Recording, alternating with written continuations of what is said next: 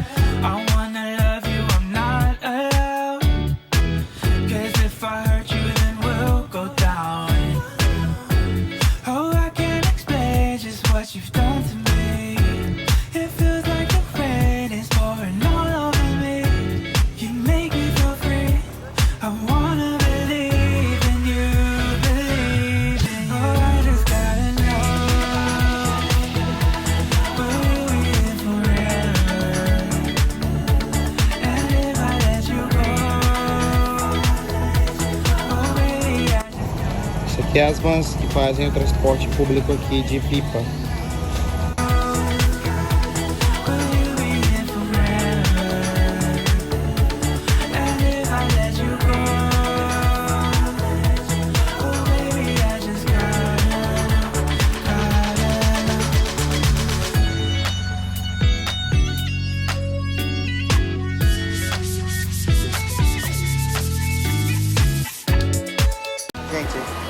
Aqui na praia principal da Pipa,